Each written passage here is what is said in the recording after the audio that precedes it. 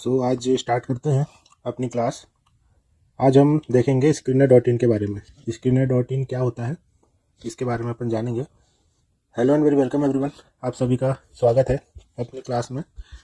स्क्रीनर.इन क्या है उसके बारे में जानते हैं। स्क्रीनर.इन एक स्टॉक एनालिसिस प्लेटफॉर्म है जहां से आप क्या कर सकते हैं, लिस्टेड कंपनी जितनी भी लिस्टेड कंपनी है उसको आप यहाँ पर एनालिसिस कर सकते हैं, है ना।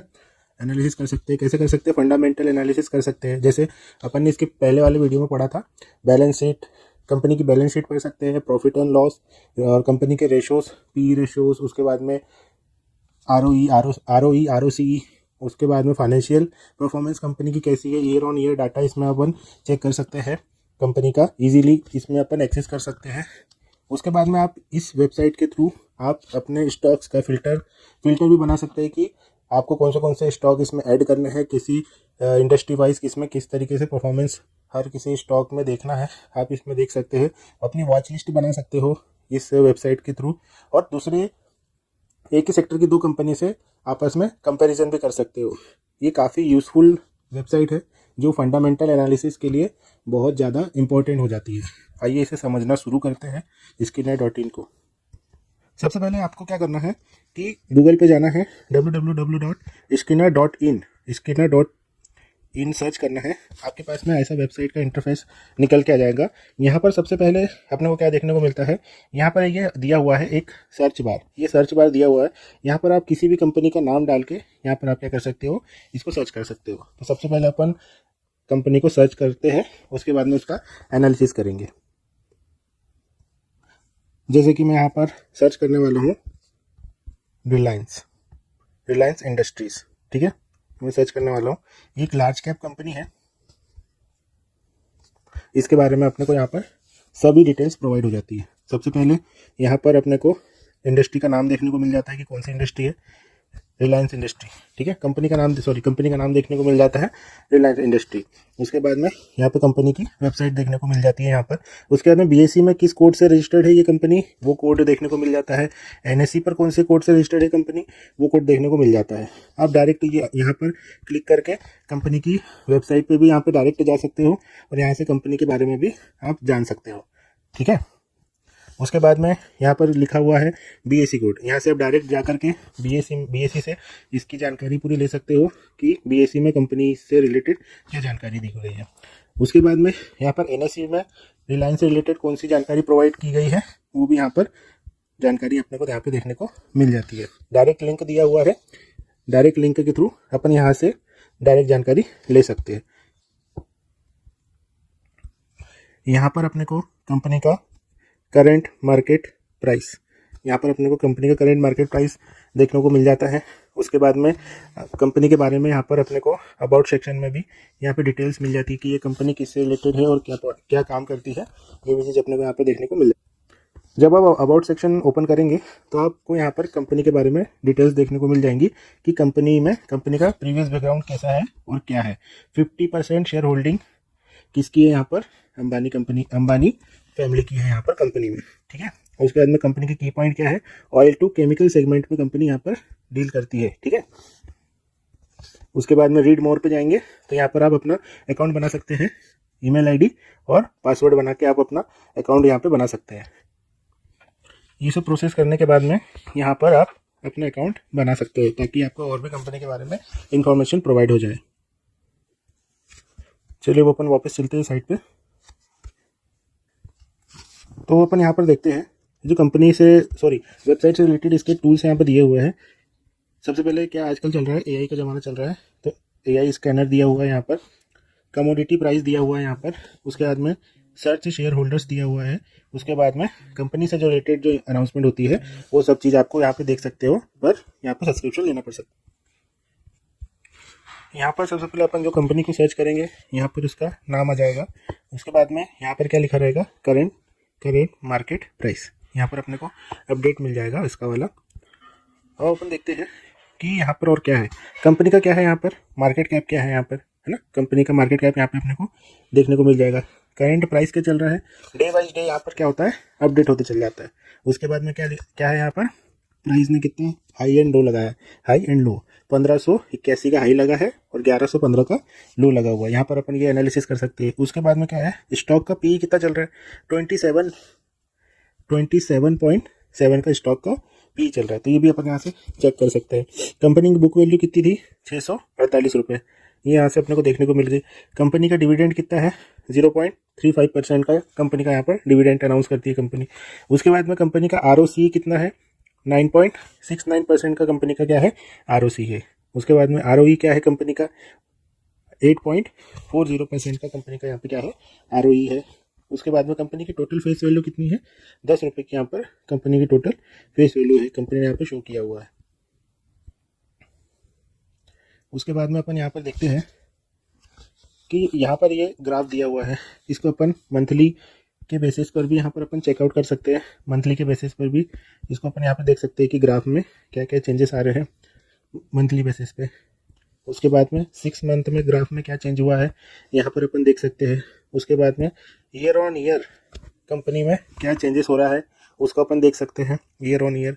उसके बाद में 3 साल में कंपनी में क्या चेंजेस हुए हैं, प्राइस यहाँ से कैसा ऊपर गया, फिर वहाँ से डाउन आया, फिर प्राइस कैसा ऊपर गया, फिर यहाँ से नीचे आया, फिर ऊपर गया। तो ये क्या है, कंपनी में ट्रेंड किस टाइप का चल रहा है उस चीज़ को आइडेंटिफाई करने में हेल्प करता है। और फिर इसके बाद में अपने अकॉर्डिंग 5 साल में कंपनी ने क्या ग्रोथ करी है उसको भी आप यहाँ पे एनालिसिस कर सकते हो कि 5 साल में कंपनी ने यहाँ पर प्राइस को किस मोमेंट पे लेके गई है, प्राइस में कितनी ग्रोथ हुई है कंपनी के परफॉर्मेंस के अकॉर्डिंग। यहाँ पे 5 साल में कंपनी को जजमेंट कर सकते हो। उसके बाद में 10 साल में कंपनी कहाँ से कहाँ गई है, 10 साल में कंपनी का प्राइस कहाँ पर था, यहाँ पर था। 10 साल में कंपनी का प्राइस कितने पे था, यहाँ पर था। फिर वहाँ से प्राइस कहाँ गया, यहाँ पर आ गया। तो ये अपना एक एनालिसिस करने का तरीका हो गया। उसके बाद में अपन इस चीज़ को मैक्सिमम लेवल पर भी देख सकते हैं कि कंपनी ने ओवरऑल जब से कंपनी लिस्ट हुई है तब से कंपनी ने क्या परफॉर्मेंस दिया है। ठीक है, 2005 में कितने, 2006 में स्टॉक का प्राइस 104 रुपये था और आज की डेट में कितना चल रहा है, 1566 रुपये। बीच में बहुत सारी कंपनी ने उतार चढ़ाव देखे होंगे, बिजनेस को सेटअप करा होगा, उसके बाद में मैनेजमेंट के डिसीजन के कारण या तो फिर गवर्नमेंट पॉलिसीज के कारण या तो फिर हो सकता है कि मार्केट में कुछ मंदी आई होंगी, तेजी आई होंगी, उसके हिसाब से प्राइस भी अपने हिसाब से इफेक्ट किया होगा लॉन्ग टर्म में। यहाँ पर प्राइस अपने यहाँ पे इसको मैक्सिमम लेवल पर देख सकते हैं। ठीक है, अब यहाँ पे अपने को एक सेक्शन मिल जाता है, अपन कंपनी के प्रो एंड कॉन्स के बारे में जान सकते हैं। कंपनी में क्या अच्छा है अभी कंटिन्यू में चल रही है और कंपनी में अभी क्या गलत चल रहा है उसके अकॉर्डिंग अपन देख सकते हैं। कंपनी क्या कर रही है, पुअर सेल्स ग्रोथ दे रही है, यहाँ पर ये अपने को बता रहा है 10% के आसपास। ठीक है, यहाँ पर अपन सब चीज़ देख सकते हैं। कंपनी का डिविडेंड पे आउट क्या हो गया, 9.84% से क्या हो गया प्रॉफिट ओवर लास्ट 3 ईयर्स से, मतलब कम हो गया है यहाँ पर डिविडेंड। कंपनी कम डिविडेंड दे रही है, यहाँ से अपने को ये चीज़ भी देखने को मिल जाती है। उसके बाद में यहाँ पर उसके कंपैरिजन में जितनी भी कंपनी उस सेक्टर में काम कर रही है उससे रिलेटेड अपने को यहाँ पर क्या मिल जाता है, डाटा देखने को मिल जाता है। सबसे पहले एनर्जी का सेक्टर, उसके बाद में ऑयल एंड गैस सेक्टर है, उसके बाद में पेट्रोलियम प्रोडक्ट है, उसके बाद में रिफाइनरीज है। ठीक है, उसके बाद में क्या है, उसके बाद में यहाँ पर कंपनी से रिलेटेड जितनी भी कंपनी है जो उस सेगमेंट में काम कर रही है उसको अपन एनालिसिस कर सकते हैं। जैसे कि नंबर फर्स्ट पे कौन सी आ रही है, रिलायंस इंडस्ट्री आ रही है। करंट मार्केट प्राइस कितना चल रहा है, 1566 रुपये का। कंपनी का पी कितना है, 27 का पी है। मार्केट कैप यहाँ पे कंपनी का देखने को मिल जाएगा, डिविडेंड यहाँ पे देखने को मिल जाएगा। उसके बाद में यहाँ पे नेट प्रॉफिट यहाँ पे अपने को देखने को मिल जाएगा। उसके बाद में क्वार्टरली मिल जाएगा देखने के लिए। उसके बाद में सेल्स मिल जाएगी कंपनी की, क्वार्टरली सेल्स मिल जाएगी यहाँ पे देखने के लिए कंपनी की, और ROC देखने को मिल जाएगा कंपनी का यहाँ पे। अब कंपैरिजन में दूसरी कंपनी कौन सी खड़ी है, IOCL। तीसरी कंपनी कौन सी खड़ी है, BPCL। चौथी कंपनी कौन सी खड़ी है, HPCL। पाँचवीं कंपनी कौन सी खड़ी है, MRPL। छठी कंपनी कौन सी खड़ी है, CPCL। सातवीं कंपनी कौन सी खड़ी हुई है यहाँ पे, राजस्थान गैस। उसके बाद में कंपनी के करंट मार्केट प्राइस यहाँ पर अपडेट होते रहेंगे। पी क्या चल रहा है कंपनी का, वो यहाँ पर एक के बाद एक कंपैरिजन में यहाँ पर आते रहेगा। मार्केट कैप यहाँ पर आएगा, उसके बाद में एक के बाद एक यहाँ पर सब कंपैरिजन करते चल जाएंगे कि सेक्टर वाइज कैसा कंपैरिजन करना है। अब अपन देखते हैं कंपनी के क्वार्टरली रिजल्ट क्या कैसे रहे कंपनी के। ठीक है, तो कंपनी की जो सेल्स है यहाँ पर अपन क्वार्टरली बेसिस पर एनालिसिस कर सकते हैं। जैसे सितंबर 2022, उसके बाद में दिसंबर 2022, उसके बाद में मार्च 2023, उसके बाद में जून 2023, उसके बाद में सितंबर 2023, उसके बाद में दिसंबर 2023, मार्च 2024, जून 2024, सितंबर 2024, दिसंबर 2024, मार्च 2025, जून 2025 और सितंबर 2025, और अभी करंट में दिसंबर चालू हो गया आज से। तो दिसंबर का भी डाटा कंपनी जैसे दिसंबर जाएगा वहाँ पर दिसंबर का डाटा भी कंपनी क्या कर देगी, प्रोवाइड कर देगी यहाँ पर। उसके बाद में कंपनी से रिलेटेड यहाँ पर अपने को क्या देखने को मिल जाते हैं, एक्सपेंसेस। कंपनी कितना एक्सपेंस कर रही है यहाँ पर, ये भी अपने को डाटा यहाँ पर देखने को मिल जाता है। सेल्स कितनी हो रही है, उसके एवज में एक्सपेंस कितना हो रहा है, वो अपने को यहाँ पे देखने को मिल जाता है। ठीक है, अब कंपनी का जो ऑपरेटिंग प्रॉफिट है वो यहाँ पर अपने को देखने को मिल जाता है। अलग अलग क्वार्टर का रिजल्ट के हिसाब से ऑपरेटिंग प्रॉफिट भी अलग अलग यहाँ पे देखने को अपने को मिल जाता है। ठीक है, उसके बाद में परसेंटेज वाइज कैसा कंपनी यहाँ पर ग्रोथ कर रही है, यहाँ पर अपने को यहाँ पे डाटा प्रोवाइड है, उसको अपन यहाँ पे कंपैरिजन कर सकते हैं। उसके बाद में कंपनी के पास में अदर इनकम कहाँ से आ रही है, तो उसका भी यहाँ पे कंपनी क्या करती है, डाटा शो करती है। ठीक है, अब यहाँ पर क्या है कि अदर इनकम के साइड में यहाँ पे बना है प्लस आइकन, तो इस पर अपन क्लिक करेंगे तो कंपनी को अदर इनकम कहाँ से जनरेट हो रही है इस चीज़ के बारे में भी यहाँ पर शो हुआ है। तो ये डाटा जो है यहाँ पर ये अपने को प्रोवाइड हो जाएगा। ठीक है, अब उसके बाद में कंपनी का इंटरेस्ट कितना है, कंपनी कितना इंटरेस्ट जनरेट कर रही है, मतलब कितना इंटरेस्ट दे रही है, यहाँ पर भी वो डाटा अपने को प्रोवाइड हो जाएगा। डेप्रिसिएशन क्या हो गया, कंपनी में डेप्रिसिएशन एसिड, यहाँ पर कंपनी ने अपना डाटा डेप्रिसिएशन के अकॉर्डिंग यहाँ पर प्रोवाइड किया हुआ है। ठीक है, कंपनी को मूल्यह्रास कितना यहाँ पर हो रहा है। उसके बाद में प्रॉफिट बिफोर टैक्स कितना हो रहा है कंपनी को, यहाँ पर सब पूरा डाटा यहाँ पर कंपनी ने प्रोवाइड किया हुआ है। टैक्स कितना लग रहा है उसको, ये यहाँ पर डाटा प्रोवाइड किया है। अब नेट प्रॉफिट कितना जनरेट कर रही है कंपनी, नेट प्रॉफिट कितना जनरेट कर रही है कंपनी, यहाँ पर अपने को प्लस आइकन दिया हुआ है, तो यहाँ से अपन देख सकते हैं कंपनी कितना नेट प्रॉफिट जनरेट कर रही है। तो यहाँ पर अपने को पूरा डाटा यहाँ पर प्रोवाइड है। ठीक है, अब अपन यहाँ पर नेट प्रॉफिट देख रहे थे कंपनी का, तो यहाँ पर सब पूरा यहाँ पे डाटा यहाँ पे कंपनी प्रोवाइड कर रही है कि कंपनी को कैसा, यहाँ पर कंपनी प्रॉफिट जनरेट कर रही है, पीई से प्रॉफिट जनरेट कर रही है, ईपीएस से, तो उसका डाटा यहाँ पर कंपनी ने ईयर ऑन ईयर कैसे चेंजेस हो रहा है इस पर, तो यहाँ पर कंपनी ने वैसे सब पूरा डाटा यहाँ पर प्रोवाइड किया हुआ है। ठीक है, अब उसके बाद में आपको क्या देखना है, नेट प्रॉफिट देख लिया अपने कंपनी का कैसा नेट प्रॉफिट यहाँ पर कंपनी यहाँ पर जनरेट कर रही है ना। अब इसको अपन कंपैरिजन कैसे करेंगे, जो कंपनी का जो नेट प्रॉफिट है ना, कंपनी का जो नेट प्रॉफिट है वो ईयर ऑन ईयर क्या होना चाहिए, बढ़ना चाहिए, इंक्रीज होना चाहिए। तो क्या होगा, कंपनी प्रॉफिट जनरेट कर रही होंगी। जैसे कि अपन ये देख लेते हैं, सितंबर 2024 में कंपनी का नेट प्रॉफिट कितना था, यहाँ पर कंपनी का नेट प्रॉफिट कितना था, 19,323 करोड़ का। ठीक है, कंपनी का नेट प्रॉफिट था। अब सितंबर के बाद में दिसंबर में क्या होना चाहिए, बढ़ना चाहिए, बढ़ गया। उसके बाद में यहाँ पर कंसिस्टेंस ग्रोथ मतलब स्टेबल बनाए रखा, फिर उसके बाद में यहाँ पर क्या हुआ, फिर बढ़ गया। फिर उसके बाद में क्या हो गया, सितंबर 2025 में क्या हो गया, डिक्लाइन हो गया।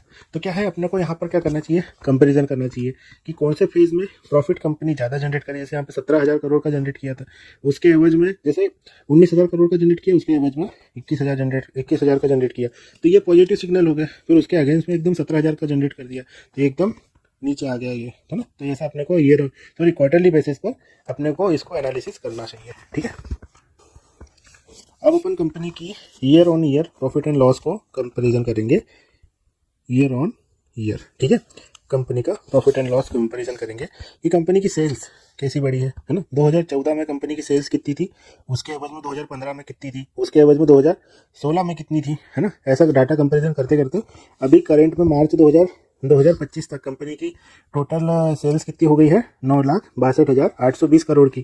ठीक है, अब उससे अभी ये फाइनेंशियल ईयर अभी क्लोज नहीं हुआ है, तो अभी करंट तक कंपनी की कितनी हो गई है सेल्स, ऑलमोस्ट 10 लाख के आसपास कंपनी की क्या हो गई है, सेल्स हो गई। 10 लाख करोड़ के आसपास ही कंपनी क्या हो गई, सेल्स हो गई है। उसके बाद में एक्सपेंस, कंपनी का एक्सपेंस यहाँ पर है, तो कंपनी को एक्सपेंस कितना लग रहा है, 7,97,000 करोड़ का। फिर उसके बाद में 8,23,000 करोड़ का कंपनी को यहाँ पे एक्सपेंस लग रहा है। उसके बाद में ऑपरेटिंग प्रॉफिट कितना जनरेट कर रही है कंपनी, अभी अपन देख रहे हैं इस चीज़ को। कंपनी ऑपरेटिंग प्रॉफिट कितना जनरेट कर रही है, 1,65,000 करोड़ का ऑपरेटिंग प्रॉफिट जनरेट कर रही है।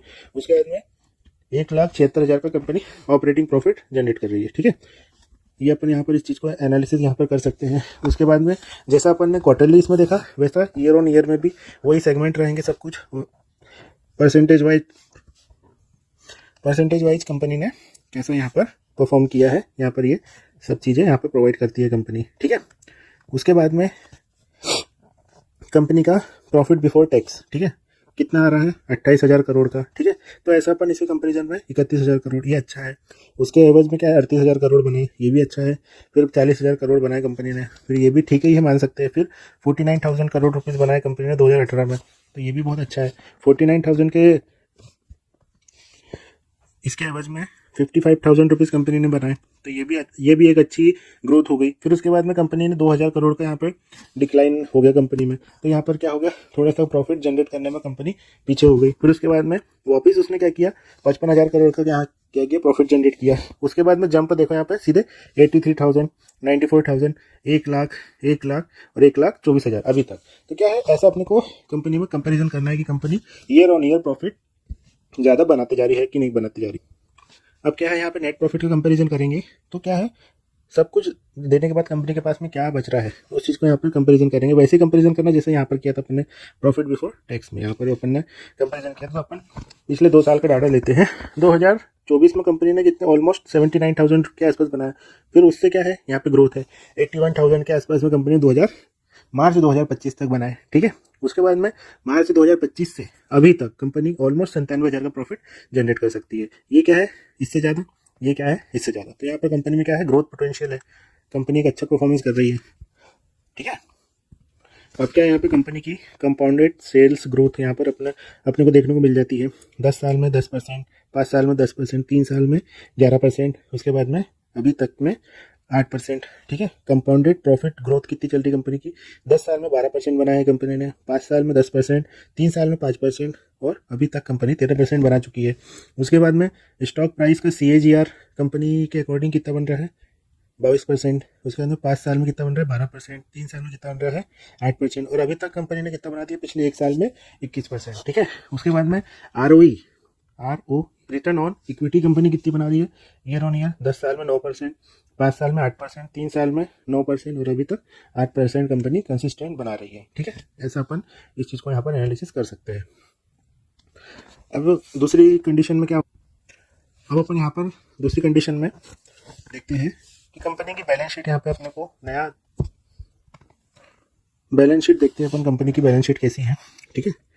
कंपनी की इक्विटी कैपिटल कितना है, इक्विटी कैपिटल कंपनी का अभी तक 13,532 करोड़ रुपए। कंपनी के पास में रिजर्व में कितना पैसा रखा हुआ है, 8,63,748 करोड़ रुपए। कंपनी के ऊपर उधारी कितनी है, 3,74,593 करोड़ की कंपनी के ऊपर अभी तक उधारी है सितंबर 2025 तक। कंपनी के ऊपर अदर लाइबिलिटीज़ कितनी हो गई, 7,87,073 रुपीज़, ठीक है। तो टोटल यहाँ पे लाइबिलिटीज़ कितनी आ गई कंपनी के ऊपर, 20,38,946 रुपये, ठीक है। अभी क्या हो गया, इसके बाद में कंपनी के फिक्स एसेट कितने हैं, कंपनी के फिक्स एसेट कितने हैं, 10,96,375, ठीक है। उसके बाद में कंपनी का CWIP कितना है यहाँ पर, इस चीज़ को यहाँ पर 2,17,097 रुपये, ठीक है। CWIP क्या होता है, कैपिटल वर्क इन प्रोग्रेस, कितना है 2,17,097 रुपये, ठीक है। कंपनी के इन्वेस्टमेंट कितने हैं आज के डेट में, 2,56,335 करोड़ रुपए की कंपनी के आज की डेट में इन्वेस्टमेंट करके रखा है कंपनी ने। उसके बाद में कंपनी ने अदर एसेट कितने बनाए हैं, 4,69,000 रुपये, 4,69,139 रुपये के टोटल यहाँ पे कंपनी ने एसेट्स बनाए हुए हैं। अब कितनी थी यहाँ पे, 20,38,946 रुपये की कितनी थी लाइबिलिटीज़ थी, और कंपनी ने टोटल एसेट कितने बनाए, उतने ही बनाए हैं, 20,38,946 रुपये के। तो ये दोनों अमाउंट क्या होने चाहिए, मैच करने चाहिए, सेम होने चाहिए दोनों अमाउंट, ठीक है। ऐसा अपन बैलेंस शीट को भी अपन उसको एनालिसिस कर सकते हैं कि कंपनी कितनी फंडामेंटली स्ट्रॉन्ग। अब यहाँ पर प्लस आइकन बना हुआ है जैसे बोरोविंग्स पर, यहाँ पर देखते हैं कि कंपनी ने लॉन्ग टर्म बोरोविंग्स कितनी ली हुई है। यहाँ पर इस चीज़ को अपन यहाँ पे देख सकते हैं, कंपनी ने लॉन्ग टर्म बोरोविंग्स कितनी ली हुई है, उसके बाद में शॉर्ट टर्म बोरोविंग्स कितनी ली हुई है कंपनी ने, ठीक है। ये सब चीज़ अपन यहाँ से देख सकते हैं। उसके बाद में फिक्स एसेट कितने कंपनी के, यहाँ से अपने को देखने को मिल जाएंगे, लैंड हो गया, बिल्डिंग हो गई, प्लांट मशीनरी हो गई, तो ये सब चीज़ हो गई, व्हीकल्स हो गए कंपनी के, अदर फिक्स एसेट हो गए कंपनी के। तो यहाँ पर इस चीज़ की डिटेल अपने को देखने को मिल जाती है।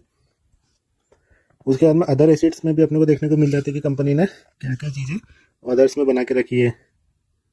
कंपनी की इन्वेंट्रीज देखने को मिल जाती है। यहाँ पर कंपनी के जितने भी कंपनी ने एसेट क्रिएट किए हैं यहाँ पर अपने को देखने को मिल जाते हैं। लोन इन एडवांस पर देखने को मिल जाता है यहाँ पर। तो यहाँ पर अपन प्लस आइकन पर क्लिक करके इस चीज़ को अपन देख सकते हैं। अब अपन देखते हैं यहाँ पर कंपनी के कैश फ्लो कैसे देख सकते हैं अपन। यहाँ पर कंपनी के ऑपरेटिंग एक्टिविटीज़ यहाँ पे अपन देख सकते हैं। कंपनी के ऑपरेटिंग एक्टिविटीज़ में 1,78,703 करोड़ रुपए कंपनी का ऑपरेटिंग एक्टिविटीज़ में है। उसके बाद में इन्वेस्टिंग एक्टिविटीज़ में कंपनी का कितना पैसा है, माइनस में 1,37,535 रुपये। उसके बाद में कैश फॉर्म में फाइनेंसिंग एक्टिविटी कितनी होगी कंपनी की, माइनस में 31,891 करोड़ की। ठीक है, तो अभी क्या है, कंपनी के पास में पैसा आया है। तो यहाँ पर क्या है, जैसे कि मार्च 2014 में क्या था, माइनस में था यहाँ पे, फिर यहाँ पे क्या हुआ, फिर माइनस में चलती रही कंपनी, कैश फ्लो आते गया, फिर यहाँ से कंपनी ने मैनेज करना स्टार्ट किया। ठीक है, फिर उसके बाद फिर कंपनी के पास में पैसा नहीं आया तो यहाँ पे माइनस हो गया, फिर कंपनी के पास में पैसा आते गया। तो आज की डेट में कंपनी के पास में 9,777 करोड़ का कैश फ्लो बना हुआ है। ठीक है, अपन इस प्लस आइकन पर क्लिक करके देख सकते हैं ऑपरेटिंग एक्टिविटीज़ में क्या क्या है। कंपनी के पास में रिसीवेबल है, इन्वेंट्री है, पेएबल है। ठीक है, उसके बाद में वर्किंग कैपिटल चेंजेस में क्या है, डायरेक्ट टैक्स है। उसके बाद में कैश फ्रॉम इन्वेस्टिंग एक्टिविटीज़ हो गया। उसके बाद में कैश फ्रॉम फाइनेंसिंग एक्टिविटीज़ हो गया। ठीक है, इसको भी अपन देख सकते हैं। कैश फ्रॉम इन्वेस्टिंग एक्टिविटीज़ में क्या हो गया, फिक्स एसेट परचेज किए होगा कंपनी ने, तो इसकी लिस्ट हो गई। ठीक है, उसके बाद में कैश फ्रॉम फाइनेंसिंग एक्टिविटीज़ पर अभी अपन क्लिक करते हैं तो इसका भी अपने को पूरा यहाँ पे डाटा देखने को मिल जाता है। जैसे इंटरेस्ट पेड किया है कंपनी ने, उसके बाद में प्रोसेस फ्रॉम शेयर्स किया हुआ है कंपनी ने, प्रोसेस फ्रॉम बोरोविंग्स किया हुआ है कंपनी ने, रीपेमेंट ऑफ बोरोविंग्स किया हुआ है कंपनी ने। तो ये सब चीज़ें अपने को यहाँ पर देखने को मिल जाती है। ठीक है, अपन रेशो के माध्यम से क्या जान सकते हैं कि कंपनी के द्वारा डेप्टर डेज कितने हो गए, यहाँ पर 16 दिन दिए हुए हैं। मतलब डेप्टर डेज का तात्पर्य क्या है कि कंपनी के द्वारा जो उत्पाद बनाया गया, मतलब कोई प्रोडक्ट बनाया गया है, तो उसको बेचने के बाद कंपनी के पास में पैसा कितने दिन में वापस आएगा, तो उसका ये रेशो है ना, कैश कितने दिन में वापस आएगा, उसका ये रेशो हो गया। अब यहाँ पर अपने पास में दूसरा क्या है, इन्वेंट्री डेज। ठीक है, कंपनी जितना भी उत्पाद बनाती है उसको पूरा बेचने, मतलब पूरा उत्पाद बनाती है, प्रोडक्ट जितना भी बनाती है उसको पूरा बेचने में कितने दिन लग जा रहे हैं, 85 दिन लग जा रहे हैं। ठीक है, उसके बाद में क्या है, डेज पेएबल। ये अपने को क्या बताता है कि कंपनी ने किसी से कोई भी प्रोडक्ट या फिर सेवाएं, मतलब कंपनी ने उधार ली है तो वो वापस उसको रिपेमेंट करने में कितना टाइम लगाएगी, तो ये अपने को डेज पेएबल बताता है। अब अपने पास में क्या आता है, कैश कन्वर्जन साइकिल। ये कंपनी कोई प्रोडक्ट बना रही है, उसे सेल कर रही है, सेल करने के बाद में मतलब कोई सामने वाला परचेस कर रहा है, परचेस करने के बाद में वो जितना भी चैनल बना है उसके थ्रू कंपनी के पास में पेमेंट कितने दिन में वापस आ रहा है, तो ये कन्वर्जन साइकिल में कितना समय लग जाता है कंपनी को, है ना, ये उसका रेशो दिया हुआ है। जैसे कि यहाँ पर माइनस में दिया हुआ है, तो अभी कंपनी की ड्यू डेट भी हो गई, उसके बाद में भी कंपनी के पास में पैसा नहीं आया हुआ है, तो इस चीज़ को यहाँ पर कैश को कन्वर्ट होने में कितना समय लग रहा है, इस चीज़ को यहाँ पर शो होता है। अब उसके बाद में क्या आता है, working capital days.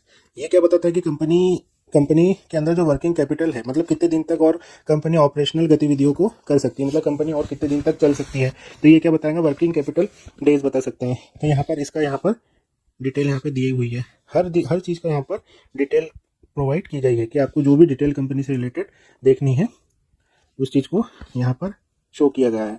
Working capital days में ये भी हो सकता है, ये भी आता है कि जो कंपनी के एसेट्स है, मतलब डेली ऑपरेशन भी आ जाते हैं, डेली वेजेस भी आ जाते हैं कि कंपनी चलाने में एम्प्लॉयज़ की सैलरी से लेके जितना भी कंपनी का ऑपरेशन होता है वो सब चीज़ें कंपनी कितने दिन कर सकती है, तो इस चीज़ को अपन कहाँ से देख सकते हैं, वर्किंग कैपिटल डेज में।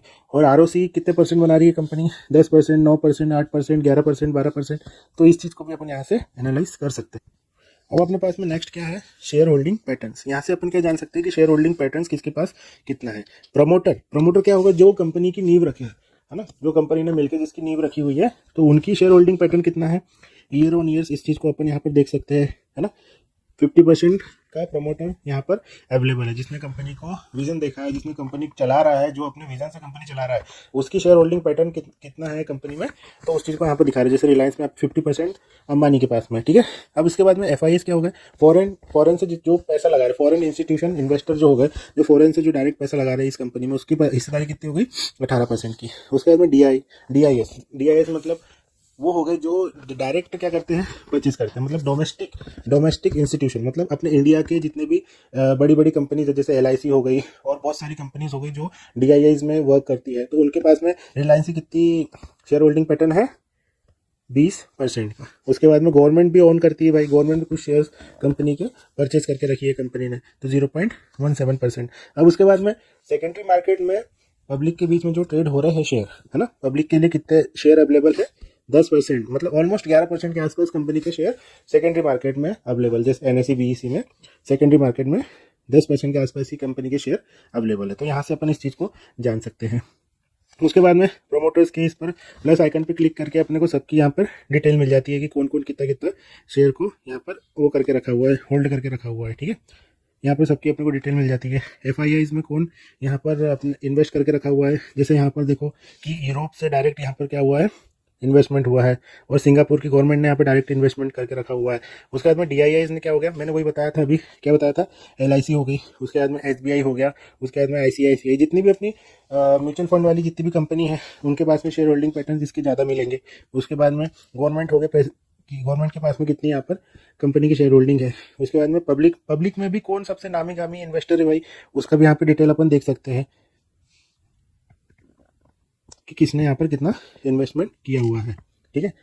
अब क्या है कि कंपनी से रिलेटेड जितने भी डॉक्यूमेंट के सेक्शन है आपको यहाँ पर देखने को मिल जाएंगे, एनुअल रिपोर्ट्स, क्रेडिट रेटिंग्स, सब चीज़ें यहाँ पर अपने को यहाँ पे देखने को मिल जाएंगी। तो आज अपन ने क्या देखा,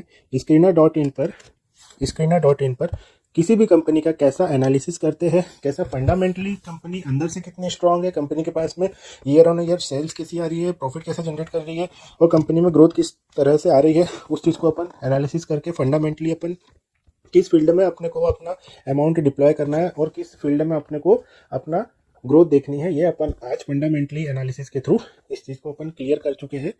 तो आई होप कि आपको स्क्रीनर समझ में आया होगा। This is Shubham Ugade signing off. Thank you.